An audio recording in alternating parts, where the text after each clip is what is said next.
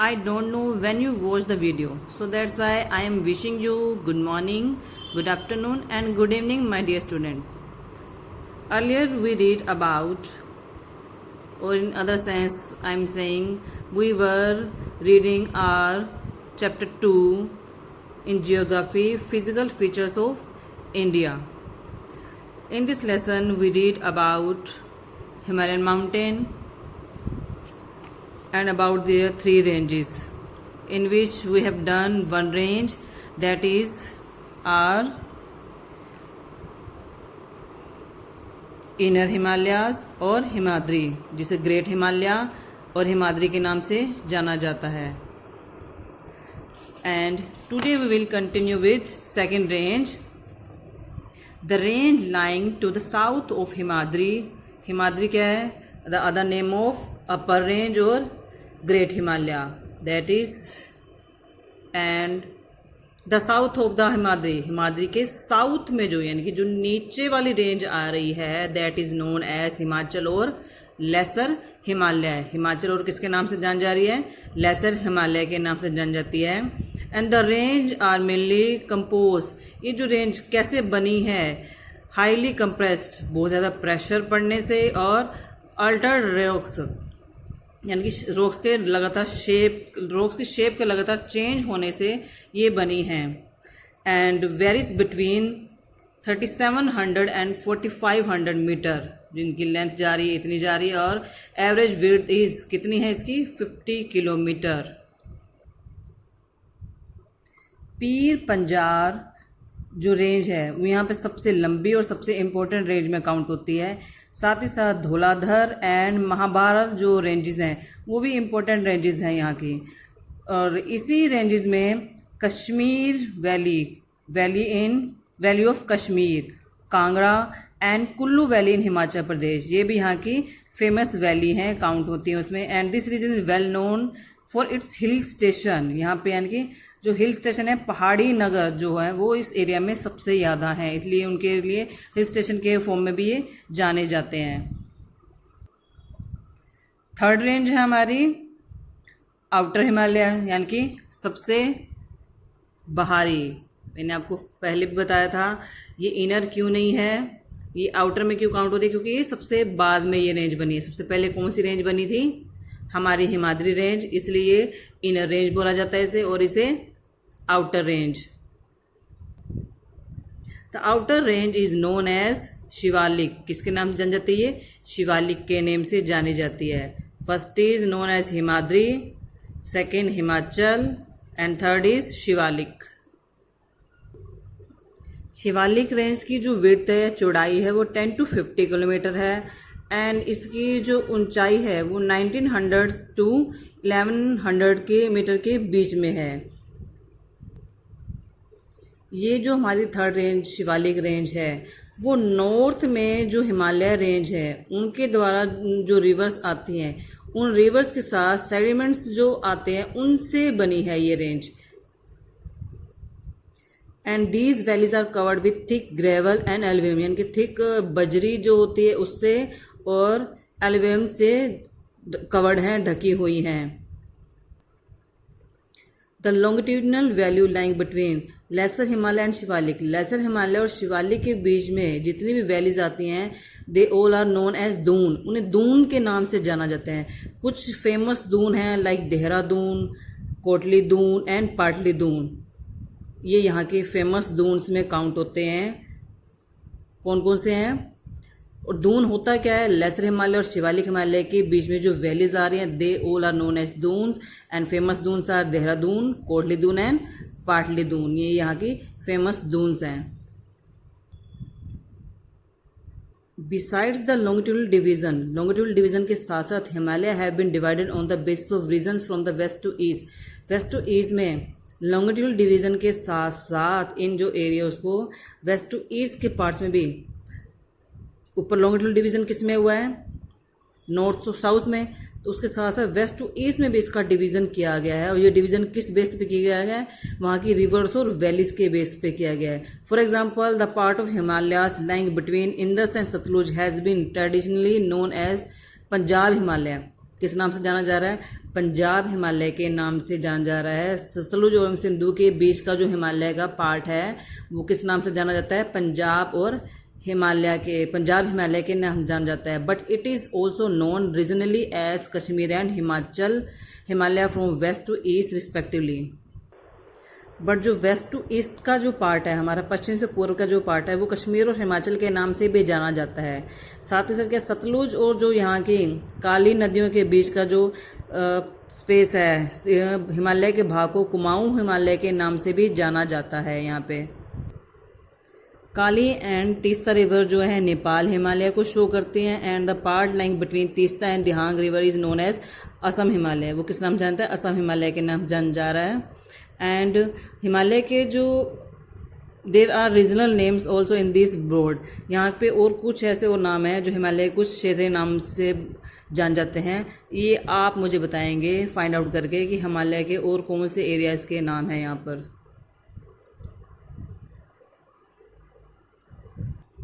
कौन से नाम जानने हैं आपने? रीजनल नेम्स जो है हिमालय के, और जो रीजनल नेम है वो फाइंड आउट करके आप बताओगे। ब्रह्मपुत्र हिमालय के जो है ईस्टर्न बाउंड्री बनाता है, और दिहांग के बाद जो हिमालय एक शार्प मोड़ लेता हुआ, तीखा जो होता है मोड़, वैसा बनाता हुआ ये भारत की जो है ईस्टर्न बाउंड्री की तरफ फैल जाता है।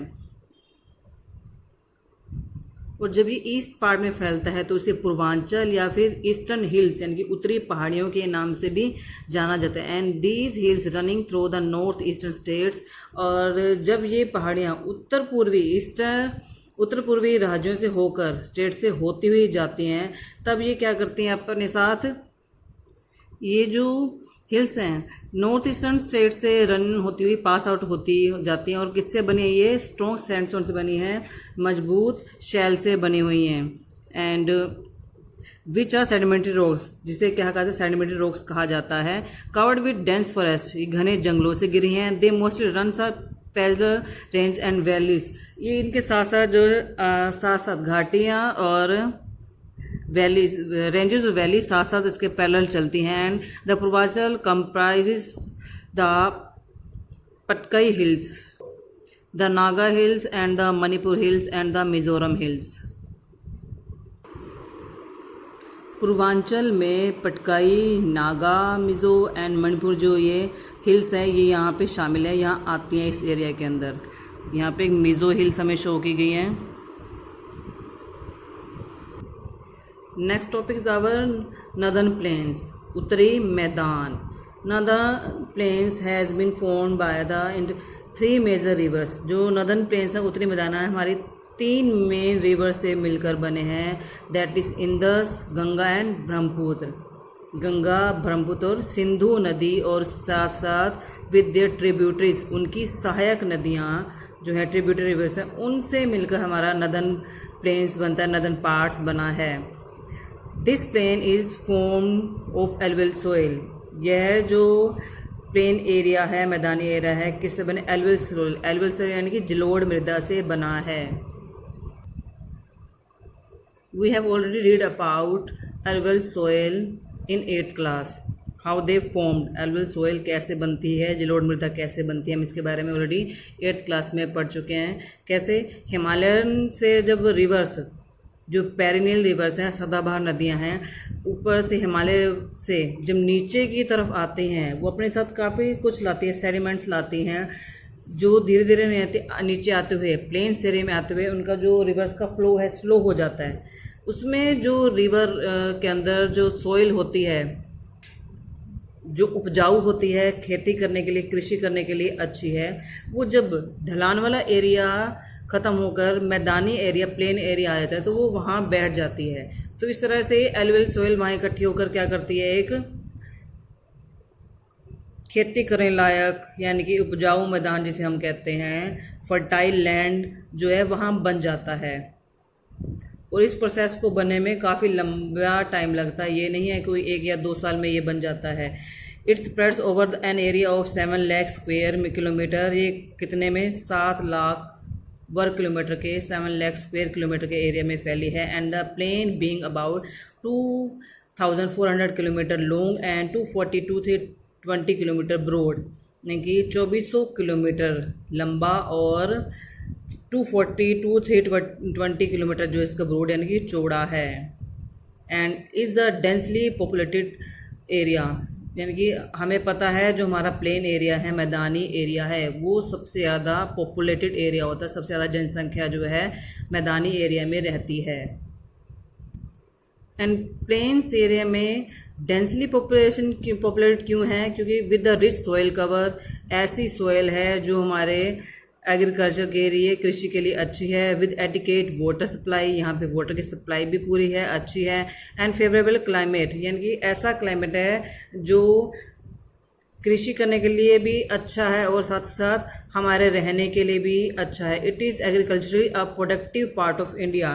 जो नदर्न प्लेन्स हैं वो सबसे ज़्यादा क्रॉप्स ग्रो करने का प्रोडक्टिव एरिया में काउंट होता है।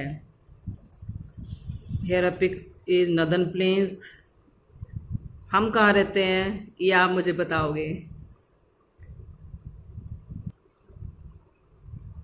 The rivers coming from northern mountains, जो रिवर्स नदर्न माउंटेन्स से उत्तरी मैदानों से आती हैं नीचे की तरफ, धीरे धीरे जो उनका है स्लोप, जो ढलान है उनके जो कम होती जाती है, उनका जो स्लोप है जेंटल स्लोप वो धीरे धीरे कम होता जाता है, जिसके कारण ये जो रिवर्स हैं, ये रिवर्स लाइन जो आइलैंड्स किसका शेप ले लेते हैं? एक रिवर्स आइलैंड की शेप ले लेती हैं। अब क्या है, जो ऊपर जो माउंटेन से रिवर्स नीचे की तरफ आती हैं तो एक ही लाइन में आती हैं, काफ़ी स्पीडली जब उनका ढलान, उनके पूरा स्लोप मिलता है तो एक ही लाइन में आती है। लेकिन जब प्लेन्स एरिया में उनका जो स्लोप है, उनके जो बहने की जो है वो स्लो हो जाता है प्रोसेस, वो क्या करती हैं तब अलग अलग कई चैनल्स में डिवाइड हो जाती हैं। और यही चैनल्स जो क्या कहते हैं डिस्ट्रीब्यूटरीज, यानी कि उसकी सहायक नदी की सहायक नदियाँ जिसे हम कहते हैं वो कहलाती हैं। फॉर एग्जांपल आप एक एक्सपेरिमेंट कर लेना, आप अपने घर पर स्टेयर से ऊपर की तरफ से नीचे पानी डालना काफ़ी स्पीडली, तो उसके बाद देखना वो एक ही फ्लो में नहीं आएगी, वो अलग अलग लाइंस में डिवाइड हो जाएगी। उस तरह से रिवर भी है, जब ऊपर से नीचे की तरफ आती है बहुत तेज़ी से आती है तो वो एक ही लाइन में आती है, लेकिन जब वो उसका फ्लो स्लो हो जाता है तो वो अलग अलग पार्ट्स में डिवाइड हो जाती है। Northern plains is broadly divided into 3 section. Northern plains को मेन 3 पार्ट्स में डिवाइड किया गया है। The western part of northern plains is referred to as the Punjab plains. क्या कहा जा रहा है? नदर्न प्लेन्स के वेस्टर्न पार्ट को, उत्तरी मैदान के पश्चिमी भाग को पंजाब मैदान के नाम से जाना जाता है। And formed by the Indus and its tributaries, the larger part of this plains lies in Pakistan. Sindhu और उसकी जो ट्रिब्यूटरीज रिवर्स हैं उनके द्वारा बनाया गया ये जो प्लेन पार्ट है, मैदानी भाग है, इसका ज़्यादातर पार्ट किस में है? पाकिस्तान के अंदर आता है। And the Indus and its tributaries, the Jhelum, the Chenab, the Ravi, the Beas and the Sutlej originate in the Himalayas.